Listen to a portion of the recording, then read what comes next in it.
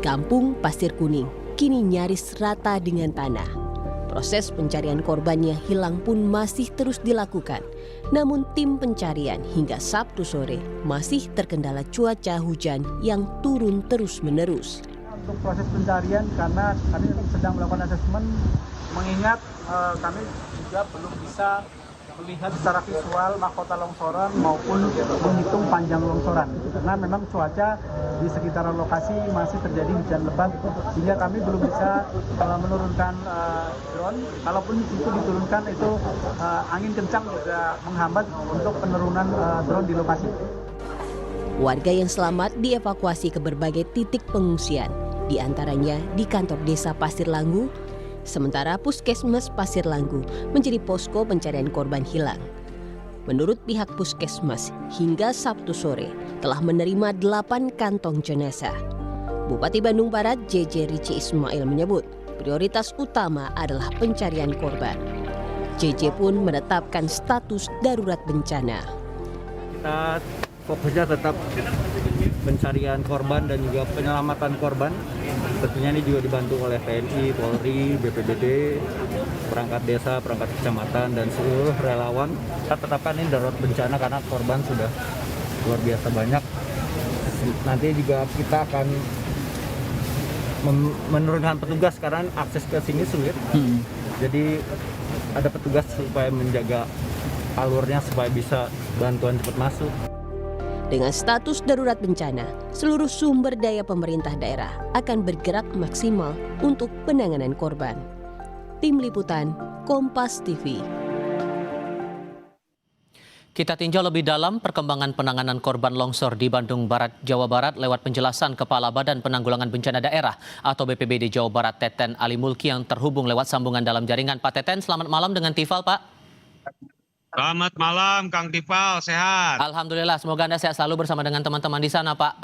Terakhir kan yang saya pahami itu 9 korban tewas, 81 orang masih dicari. Kalau untuk malam ini ada perkembangan terbaru, Pak? Ya, masih sama gitu ya, masih sama, tapi masih yang 6 sudah teridentifikasi, 4 belum teridentifikasi. Sementara itu yang bisa kami sampaikan, dan besok pencarian tadi jam 5 sudah dihentikan. Besok mulai pukul 7 mulai apel, kemudian langsung melakukan pencarian yang dikoordinasi oleh Kansar Bandung, Basarnas Bandung. Dan untuk prioritas esok hari, untuk teknisnya akan bagaimana proses pencarian besok, Pak?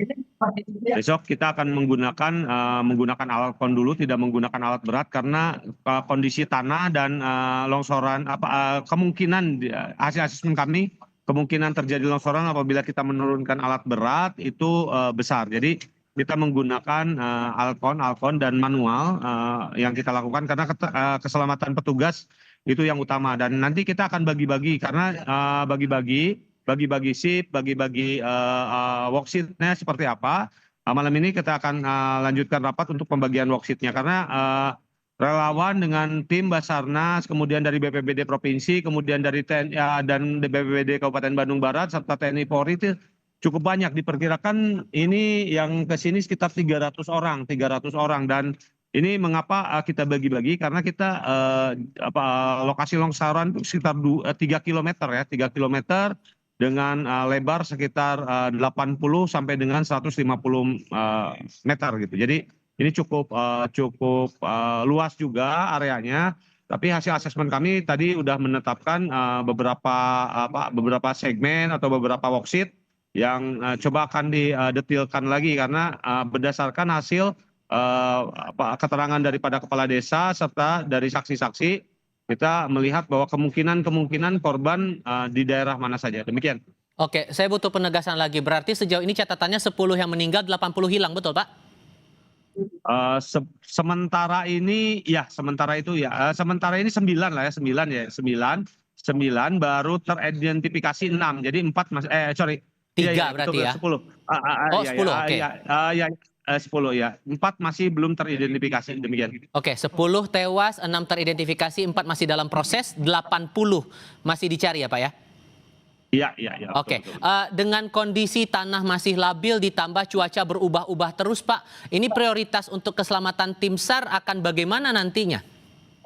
Ya, jadi kami tim SAR ya, Basarnas, Kansar sudah memetakan daerah mana saja yang aman terlebih dahulu, aman terhadap pencarian itu sudah memetakan hari ini malam ini tim lagi melakukan pemetaan sebetulnya worksheet mana saja setelah membagi worksheet itu worksheet mana saja yang kemungkinan aman untuk dilakukan evakuasi pencarian pertolongan dan evakuasi demikian.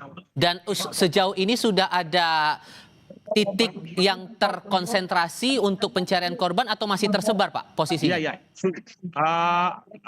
kan itu kampung ya, perkampungan ya, yang rumah-rumahnya juga ada tersebar, ada yang berkumpul, ada yang juga tersebar gitu ya. Nah ini menjadi salah satu titik yang menjadi perhatian kami dari tim SAR gabungan demikian. Oke, dan untuk daerah ini sebetulnya dari rekam jejaknya pernah punya kejadian longsor juga sebelum-sebelumnya atau ini baru kejadian pertama, Pak, yang sebesar ini? Longsor kecil iya ada, tapi longsor besar yang memakan korban kayaknya yang pertama deh ini. Yang pertama, tapi lokasinya memang di punggung gunung yang alih fungsi lahan, jadi gembur sekali gitu ya. Kemudian apabila terjadi hujan ya pasti turun ke bawah tanah dan airnya. Dan sesungguhnya warga sekitar atau warga yang di titik bencana ini sudah tahu bahwa daerah mereka rawan longsor atau justru baru ketahuannya ya pas karena kejadian ini, Pak? Suaranya kayaknya. Bapak bisa mendengar suara saya, Pak Teten? Pak Teten, masih mendengar suara saya, Pak?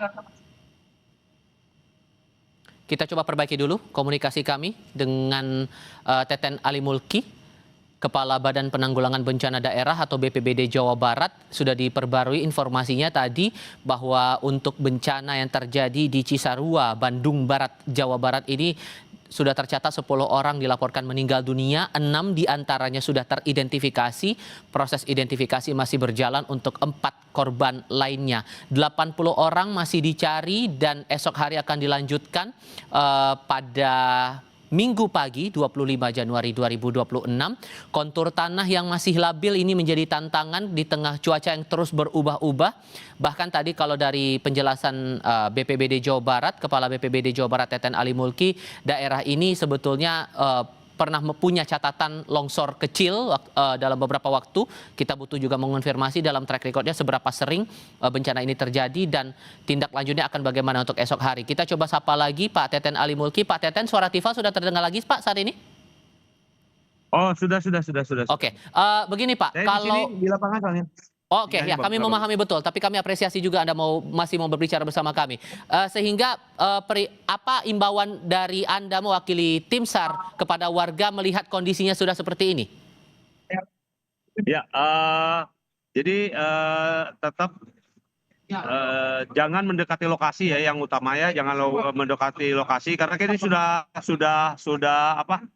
di polis lain gitu ya, sudah di polis lain dan jangan sampai mendekati lokasi dan antisipasi ini ya longsor-longsor susulan di tempat-tempat yang lain karena lokasi di wilayah Bandung Barat tuh memang tanahnya gembur sekali dan di atasnya tegakannya itu rata-rata sudah nggak ada, pohon-pohon tegakannya itu sudah sedikit sehingga ini menimbulkan kerawanan terhadap bencana banjir maupun longsor demikian. Baik, Pak Teten, terima kasih banyak sudah meluangkan waktu berbicara bersama kami malam ini. Selamat malam Pak, hati-hati di sana. Siap, mangga, ya, sama-sama.